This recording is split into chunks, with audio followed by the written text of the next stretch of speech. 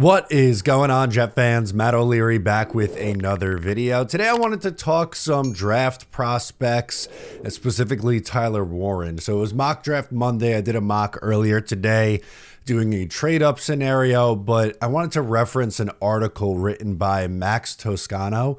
He writes for a website called Remember the Tight End, and in his most recent article, he's talking about the fit of Tyler Warren to the New York Jets. And he says it, I'll say it. He's not the first one to make that connection. Whenever I've talked about Tyler Warren, I'm not the first one to make that connection.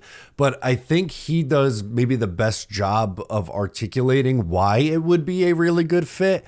And I wanted to do my best to share the main takeaways. I'll link the article down below as the pinned comment if you want to read it after this video.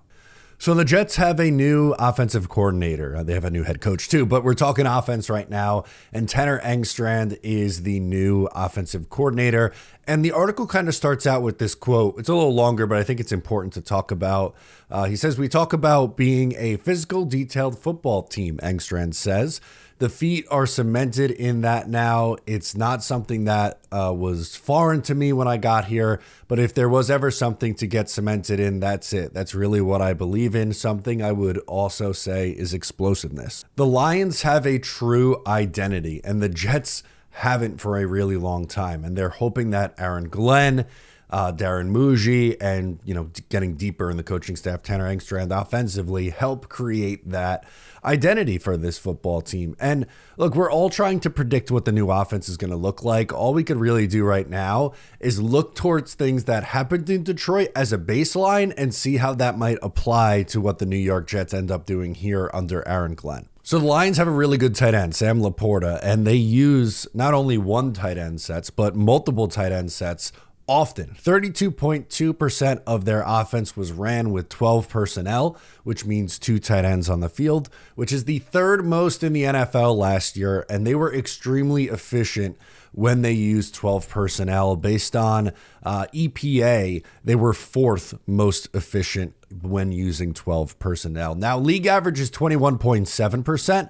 The Jets were just a touch under that, using the formation 20.9% of the time, and they were 17th in efficiency in that formation. I think it's fair to assume the Jets are going to use tight ends more than they did a year ago with Tanner Engstrand. And it's really a massive need when you look at the current state of the roster. Tyler Conklin's a free agent. It's not a guarantee that he comes back. I would be open to bringing Tyler Conklin back with another meaningful addition. Jeremy Ruckert is not developing as the Jets planned.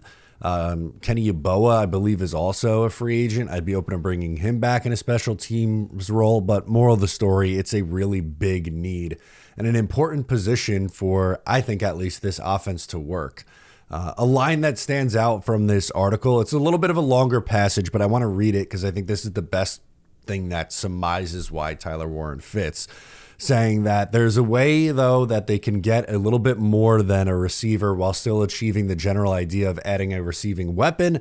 What the Jets need right now, above all, on offense is connective tissue. They need someone who can eat major targets in the passing game, who can also put the whole offense together. Tyler Warren is a rare player. His combination of inline blocking ability, not just potential, but actual ability, and receiving juice simply doesn't enter the draft formed like this very often. Now, the two players that he goes on to make reference to, two guys who are elite at both inline blocking on the line of scrimmage and flexed out, is George Kittle and Dallas Goedert. And I would love a player like that on this Jets football team. That would really make things significantly easier for them. And there's going to be natural pushback for a couple of reasons. One, on the position.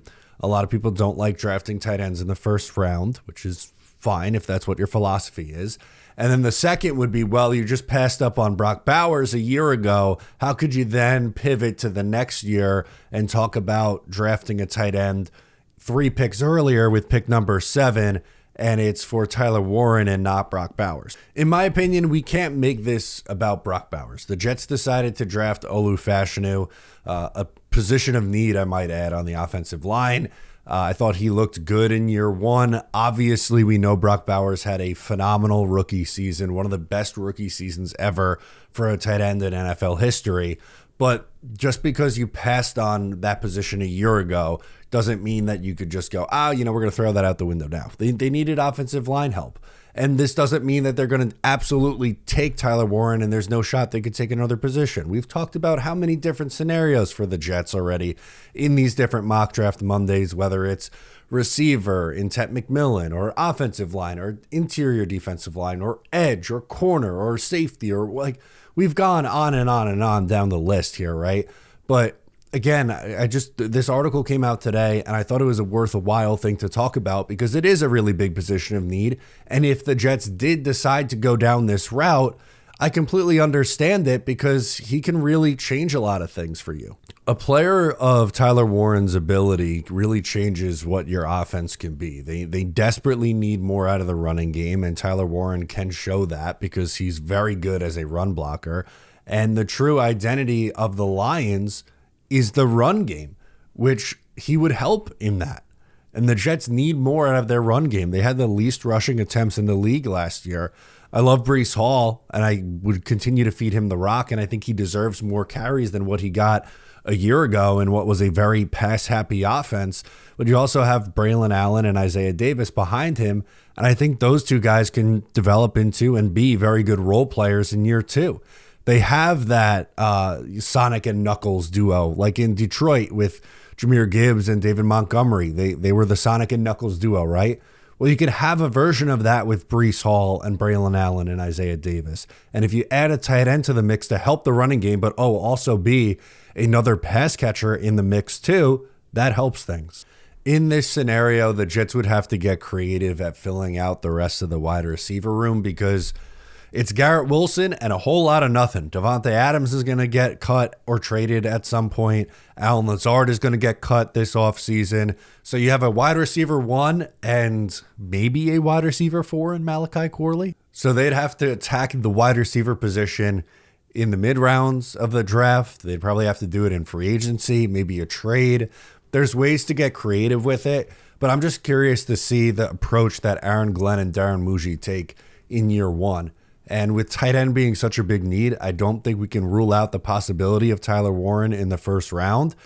And if they took him, again, I think it makes a whole hell of a lot of sense. And again, I just wanted to thank this article, or the writer of this article, rather, Max Toscano, writes for Remember the Tight End. Link down below in the description, in the pinned comment, if you want to read the article. Let me know your thoughts on the player. Would this go a long way to helping the Jets identify what their offensive identity is? Let me know. I'm Matt O'Leary, and I'll catch you next time.